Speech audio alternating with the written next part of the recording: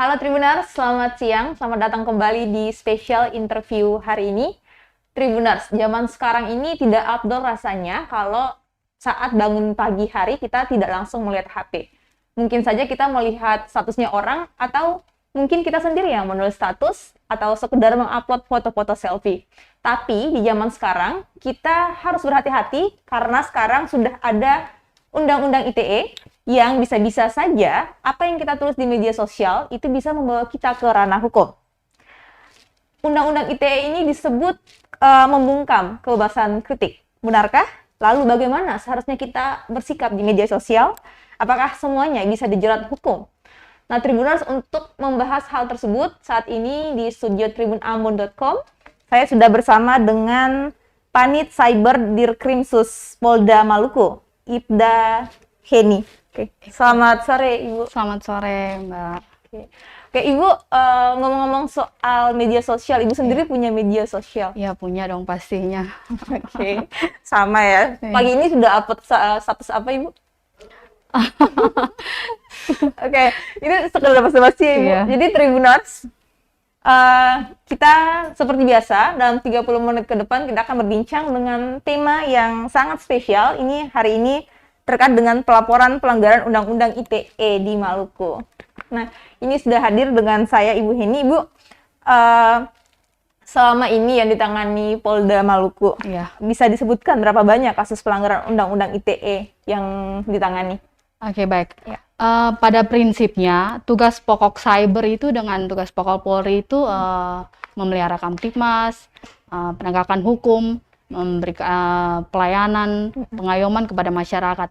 Nah, untuk cyber sendiri lebih dititik beratkan kepada kejahatan cyber, yang mana lebih kepada kejahatan dengan menggunakan komputer sebagai alat utama atau computer crime, dan komputer sebagai alat bantu atau yang disebut dengan related crime. Kalau komputer sebagai alat utama misalnya seperti hacking, peretasan website, berikut gangguan sistem. Nah, kalau sementara komputer sebagai alat bantu, ada pornografi dalam jaringan, DV atau pencemaran nama baik, ada lagi penipuan dalam jaringan, pengancaman, dan hal-hal negatif lainnya. Nah, sejauh ini kami dari Subdit Cyber Ditkrimsus untuk penanganan kasus 1 tahun terakhir ada laporan polisi maupun pengaduan. Kalau laporan polisi itu sekitar 38 kasus dan laporan pengaduan sekitar 68 kasus. Nah, dari kasus-kasus itu ada pencemaran nama baik, berikut asusila, terus laporan akun-akun fake itu kan masuk dalam penciptaan atau data atau dokumen yang dibuat seolah-olah asli, data asli. Berikut juga ada pengancaman. Itu yang 1 tahun terakhir yang kami Subdit Cyber di Krimsus tangani, seperti itu, Mbak. Jadi artinya ini itu ada yang dilaporkan, ada yang ditangani ini, ada juga kebanyakan yang menulis status atau kebanyakan yang ini karena ada hacker misalnya. Kalau sejauh ini lebih cenderung ke pencemaran sama asusila atau pornografi. Paling banyak. Iya. Sama akun-akun fake. Kalau untuk pencemaran nama baik ini artinya di media sosial itu kebanyakan yang kasus yang dilaporkan apakah itu berupa hinaan atau panggilan dengan kata-kata yang tidak pantas begitu ya, Ibu?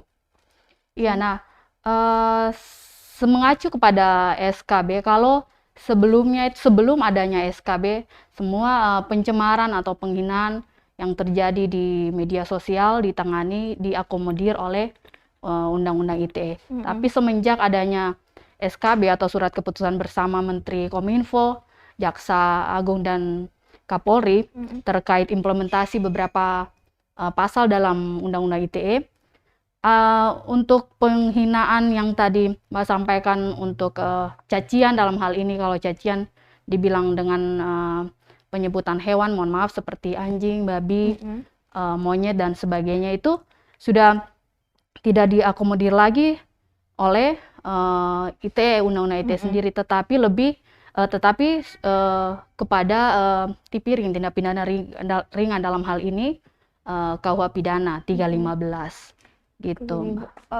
Jadi kebanyakan kasus yang ditangani Polda dari setahun belakangan ini itu memang paling banyak yang ditangani itu dilaporkan oleh masyarakat Iya, atau benar. gimana?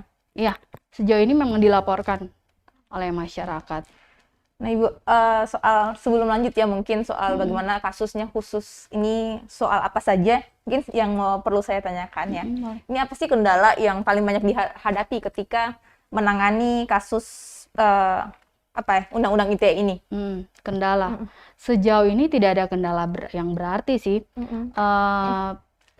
Terutama untuk kami penyidik cyber untuk kasus-kasus akun fake, terutama untuk akun fake terkait penghinaan pencemaran nama baik.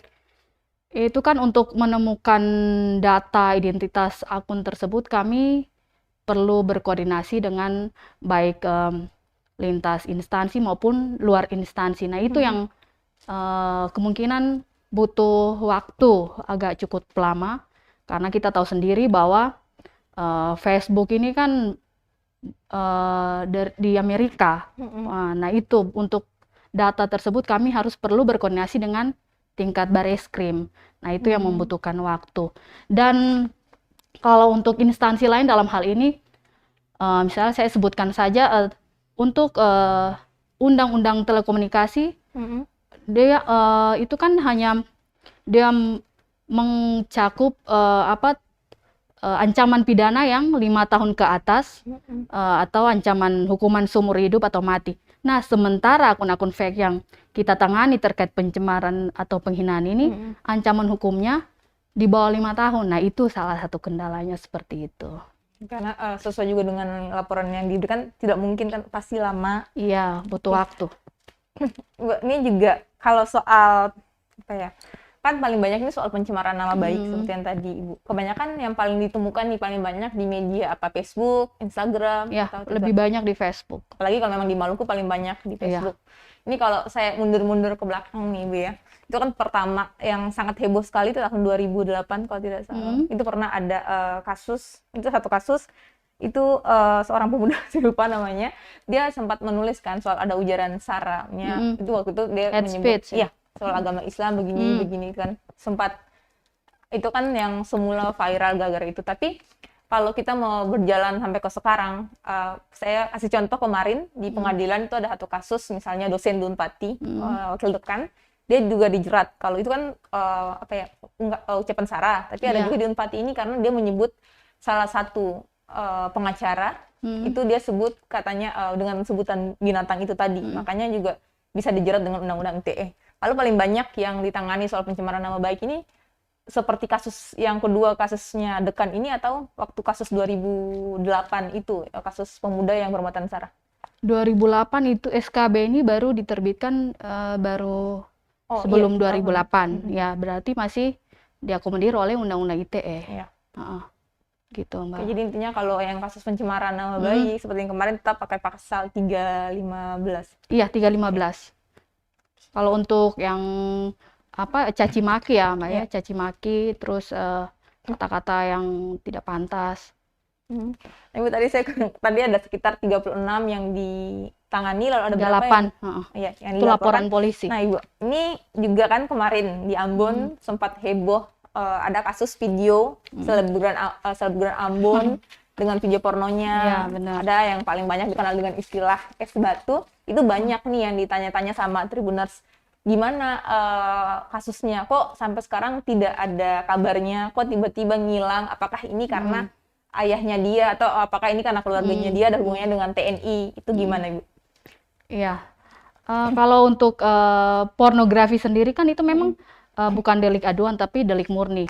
Nah, karena delik murni, siapa saja yang mengetahui dugaan tindak pidana dimaksud bisa melaporkan perkara tersebut kayak kasus kemarin. Nah, sementara kami dari Subdit Cyber Krimsus menemukan adanya kasus kemarin terkait yang viral itu dari hasil patroli. Nah, dari hasil patroli cyber itu kami tuangkan dalam laporan informasi. Setelah laporan informasi kami sajikan ke atasan penyidik, selanjutnya kami melakukan langkah-langkah penyelidikan seperti biasanya, memanggil yang bersangkutan, kita mengambil keterangan sudah, terus sama dari pihak hotel juga, terus TKP sendiri juga sudah. Nah, apa namanya, untuk yang kasus yang kami tangani ini, apa namanya, itu berdasarkan pasal 27 ayat 1 itu penyidik lebih fokus perkara, kita mengacu lagi ke SKB, lebih fokus perkara bukan kepada subjek. Dalam hal ini bukan kepada yang pembuat video pasangan dimaksud, tetapi kepada yang menyebarkan, yang memviralkan. Karena kembali lagi saya tadi sampaikan kita mengacu kepada SKB bahwa tidak pada yang subjek tapi yang memviralkannya. Yang konten. Tapi ini Bu, kan kalau dari kasusnya mereka berdua, dua sejoli ini kan mereka memang sengaja merekam video lalu menguploadnya ke salah satu aplikasi berbayar untuk mendapatkan uang. Itu gimana lagi nih Bu? Nah sebenarnya itu aplikasi itu dia bersifat privasi, dia tertutup. Nah jika tidak ada yang pengguna di dalam aplikasi itu dia tidak menyebarkan, berarti kan tidak akan adanya menimbulkan penyebaran pornografi gitu. Jadi itu di dalam satu aplikasi dia bersifat privasi. Saya bukan berarti saya mendukung perbuatan mereka, tidak. Tapi saya berbicara dari sisi ITE dan mengacu kepada SKB. Jadi intinya polisi tidak mau mencampuri masalah ranjang atau apapun itu, tapi terkait dengan ITE ini bagaimana di media sosialnya, ini yang memang ditangani oleh polisi. Kan tadi saya sudah sampaikan, kalau untuk pornografi ini kan delik murni, jadi siapapun masyarakat, perorangan, pribadi, organisasi silakan melaporkan, tapi sejauh ini kan tidak ada laporan. Nah kami dari cyber terkait undang-undang ITE, dia mengakomodir untuk yang penyebar konten dimaksud gitu. Ibu, ini kalau kita bandingkannya, ini kemarin juga sempat heboh di Yogyakarta, itu ada salah satu selebgram, namanya kalau tidak salah Siska E. Dia tuh juga merekam video, tapi videonya memang tindak asusila di bandara, kemudian dia langsung diproses hukum dan langsung dipenjarakan. Itu gimana? Nah itu beda. ada yang bandingkan dengan itu? Itu beda kalau memang dia sengaja mempertontonkan di umum, ya otomatis dia langsung kena. Atau saat berhubungan dalam misalnya dalam ruangan terus pintu terbuka, jendela terbuka, itu kan memang disengaja. Itu beda ya. Jadi memang bedanya kenapa penanganannya tidak sama, karena bedanya ini satunya di ruangan terbuka, satunya di ruangan tertutup. Oke Ibu, kalau untuk perkembangan untuk pencarian si penyebar videonya ini gimana? Ada kabar? Nah itu dia. Untuk itu kan kami perlu berkoordinasi bukan saja di lingkungan cyber sini, tapi kami butuh dukungan dari, sudah kami koordinasikan ke pusat dan masih menunggu hasilnya seperti itu, Mbak. Oke, jadi begitu ya Tribuners, untuk kasus selebgram video porno yang kemarin itu memang tetap diproses pihak kepolisian. Saat ini juga mereka masih berkoordinasi dengan instansi lain agar yang penyebar itu segera ditemukan. Nah, untuk Tribuners seperti biasa kita sedang live di Facebook dan juga YouTube-nya Tribun Ambon. Kalau memang ada pertanyaan yang mau ditanyakan ke Ibu Heni, saya panggil Ibu Heni aja. Itu bisa langsung tanyakan di kolom komentar. Oke nih, Ibu, selanjutnya ya, terkait dengan kasus Undang-Undang ITE yang tangani ini, mungkin terkait dengan kasusnya Bupati Buru, Pak Ramli Umasugi, ini gimana Ibu kasusnya? Iya, seperti yang tadi saya sampaikan, untuk pengungkapan akun-akun fake, sebenarnya tidak ada kendala yang berarti, cuman kami memang membutuhkan data yang notabene bukan dari lingkungan Polda kita cyber aja, tapi kita meminta ke keluar instansi luar atau dalam hal ini dari Bareskrim. Nah itu yang membutuhkan waktu. Nah untuk kasus Pak Bupati sendiri, sejauh ini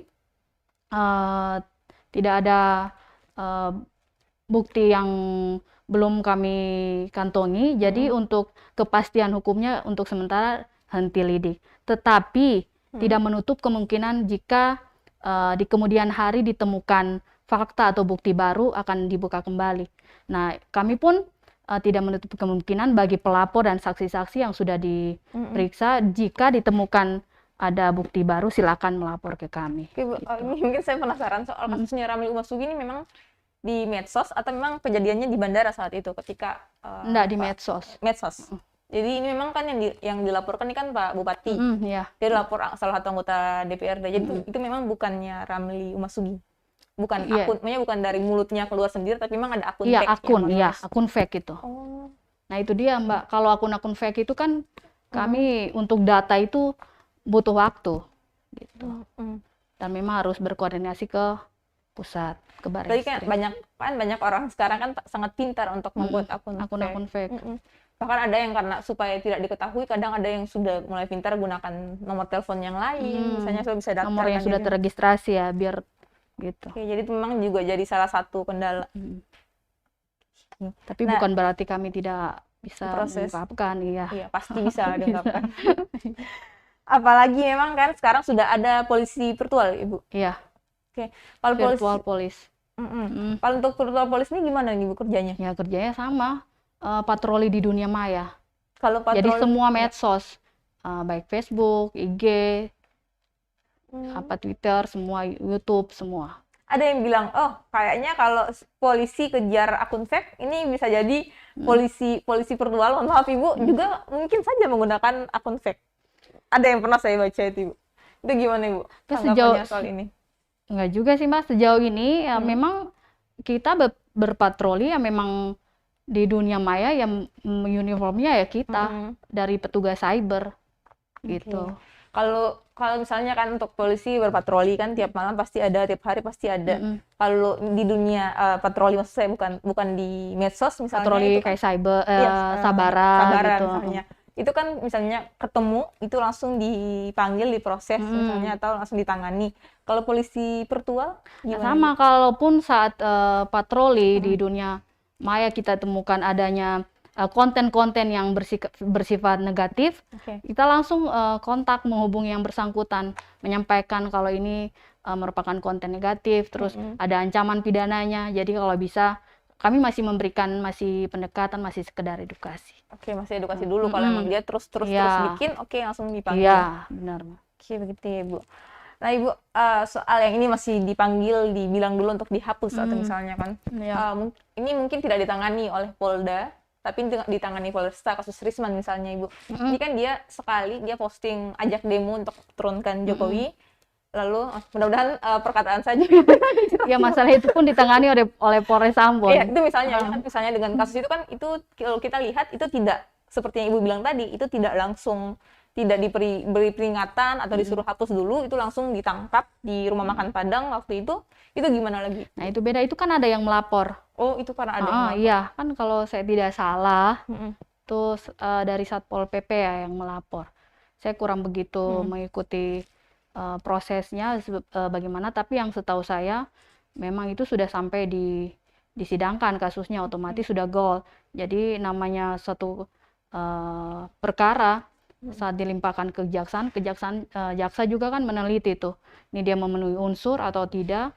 Ya kalau memenuhi unsur berarti memang lanjut. Iya, berarti memang dia memenuhi unsur dan itu dilaporkan, setahu saya. Nah Ibu, ini masih seputar konten yang terjerat dalam Undang-Undang ITE ini, biar bisa jadi pelajaran juga untuk Tribuners, supaya kalau lebih bijak untuk menggunakan media sosial. Yang perlu saya tanyakan gini Bu, apakah juga misalnya kita saling curhat, misalnya saya curhat ke Ibu, kita WhatsAppan curhat, Japri. Iya, Japri ini kan kita curhat, mungkin dia salah satu, mungkin saya tiba-tiba, bukan tiba-tiba sih, saya sengaja screenshot lalu saya kirim nih ke orang yang sedang kita bicarakan misalnya. Itu apakah lalu kita sebarkan ke orang-orang, apakah itu bisa dijerat Undang-Undang ITE juga? Itu curhatnya tentang apa dulu, Pak? Lihat konteks curhatnya, apakah ini baik atau buruk?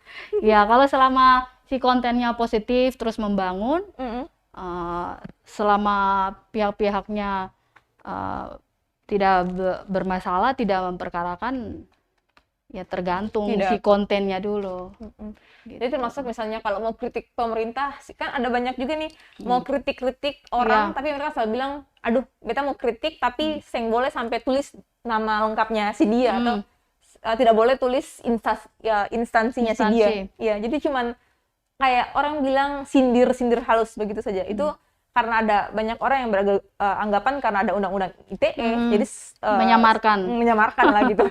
Itu gimana lagi, Bu? Ya memang kalau untuk memenuhi unsur itu kan subjeknya kan harus jelas. Gitu. Jadi kalau misalnya sebenarnya ini maksudnya si penulis cuma untuk mengkritik, tapi ini juga dilaporkan, misalnya seperti kasus kemarin, tapi ini dilaporkan, pihak kepolisian tetap menerima atau memang itu disaring dulu? Ini konteksnya apa? Ini membuat jadi mengadu domba orang atau gimana? Jadi sejauh yang dikritik itu dapat membuktikan kebenarannya, tidak ada masalah, tidak akan dijerat. Selama dia membuktikan bahwa kritikan itu memang benar. Gitu. Jadi Ibu, Nah Ibu, ini juga mungkin saya tanya juga, ini mungkin agak keluar ya dari Undang-Undang ITE. Ini terkait dengan kasus yang baru saja viral nih Bu, kasus nasi Padang Belatung, Bu. Saya belum terima tuh. Belum terima laporannya. Belum. Itu kan kasus kalau untuk Belatung ini, kalau posting di medsos. Ya, posting di TikTok, itu makan nasi Padang lalu dalam itu ada temukan belatung. Tapi di Ambon ya. Iya. Lalu pemiliknya nih bilang katanya, "Loh ini fitnah. Saya di warung saya itu tidak pernah punya makanan saya bersih, higienis." Itu belum dilaporkan sama sekali. Belum. Nah, selama kalau boleh ini, nah selama pemilik warung itu bisa membuktikan bahwa itu tidak benar, ya silakan saja. Nah, berarti yang memfitnah itu yang nanti kena ancamannya. Itu bisa selama kena ancaman Undang-Undang ITE. Iya, ini kan di medsos kan. Jadi selama pemilik warung itu bisa membuktikan kebenarannya, Jadi kalau memang untuk kasus yang kemarin itu, kalau memang ini terbukti dia tidak bersalah, langsung bisa dijerat dengan Undang-Undang ITE. Iya. Nah Ibu, kemudian dari sejumlah kasus yang ditangani dari setahun lalu, tahun ini juga masih jalan, apakah semua ini berakhir di penjara, di persidangan lalu berakhir di penjara atau gimana? Iya, jadi untuk perkara Undang-Undang ITE tidak semua harus berakhir di penjara. Surat edaran Kapolri nomor 2 tahun 2021 baru tahun kemarin itu, Kapolri pimpinan kami tuh meminta untuk penyidik lebih prioritas bahwa hukum pidana itu menjadi merupakan upaya akhir. Jadi lebih mengedepankan kepada penyelesaian atau restoratif justice, gitu Mbak. Penyelesaian restoratif justice, Itu kan juga sama yang diterapkan di kasus video porno itu kan. Mungkin ini supaya biar video porno selebgram yang kemarin. Ibu mungkin bisa jelaskan ke Tribuners, restoratif justice ini sebenarnya apa sih sehingga dilepaskan? Setahu saya itu untuk yang kasus yang viral kemarin itu masih dalam proses, belum sampai ke restoratif.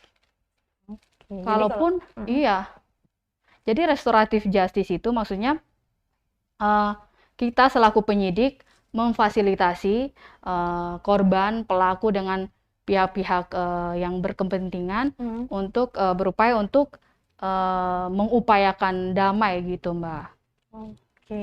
Jadi saya mau tekankan saja kalau upaya restoratif justice itu memang untuk kasus ITE, tapi hanya untuk penghinaan, pencemaran nama baik, tidak kepada separatis, hate speech yang bernuansa sara atau yang menimbulkan keonaran dalam suatu lingkungan atau berbangsa dan bernegara, itu tidak difasilitasi dengan tidak penerapan restoratif justice. Nah sebelum bahas soal gimana penanganannya nih Ibu, di Undang-Undang ITE ini sebenarnya selain pencemaran nama baik di media sosial, apalagi yang bisa dijerat Undang-Undang ITE?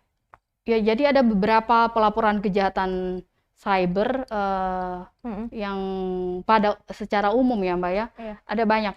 Ada hoax, berita bohong, pornografi dalam jaringan, pengancaman, penghinaan atau pencemaran nama baik, terus penipuan online, judi online, terus masih banyak, hacking, terus peretasan, gangguan sistem, pengancaman, Dan pokoknya ada hal-hal negatif kira-kira secara umum gambarnya seperti itu. ya, Bu, ya.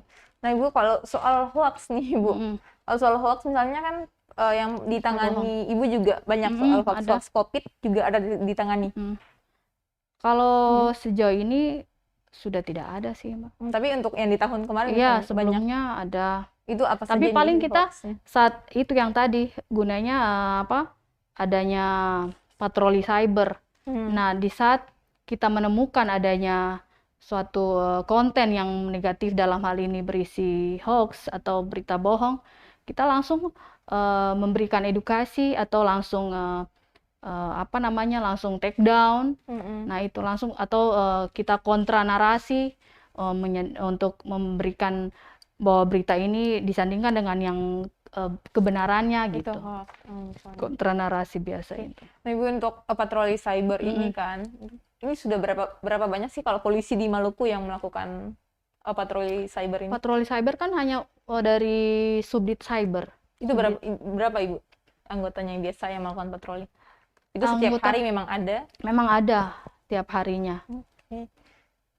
Nah Ibu, ada juga nih anggapannya masyarakat kalau ada polisi cyber, polisi virtual kayak begini tuh kok kita berasa kayak kita juga diawasi nih dunia maya, kayak seakan-akan iya kan, ada orang yang bilang begitu kan, seakan-akan ini kok polisi sekarang juga cari-cari kesalahannya kita, gimana dong kita mau di media sosial mau tulis status sudah tidak bisa, harus hati-hati.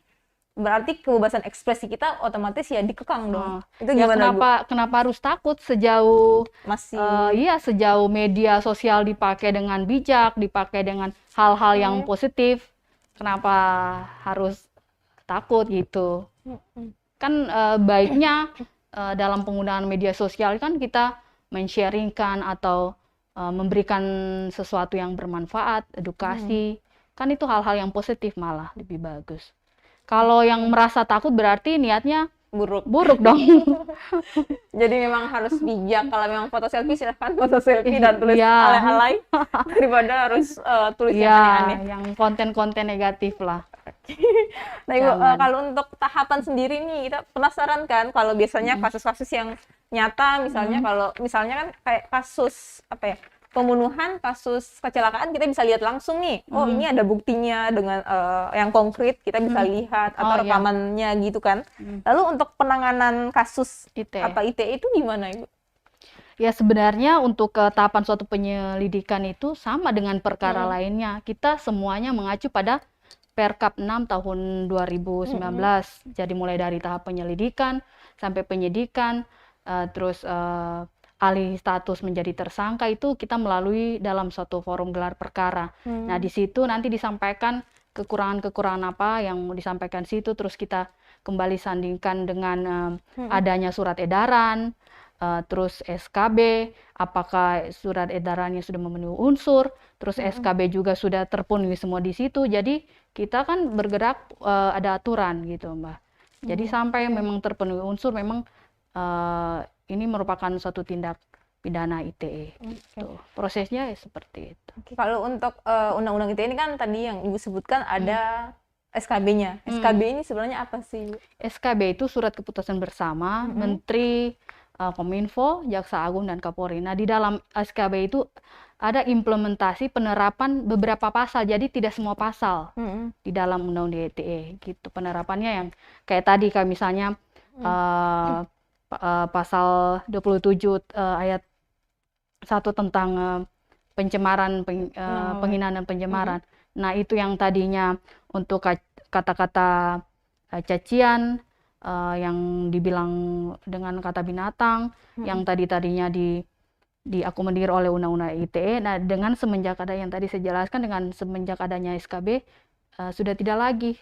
Jadi dia kembali ke KUH pidana 315. Jadi memang otomatis kasus-kasus yang ditangani itu tidak akan bias, jadi kalau untuk bias saya rasa tidak ada. Sudah sangat clearly.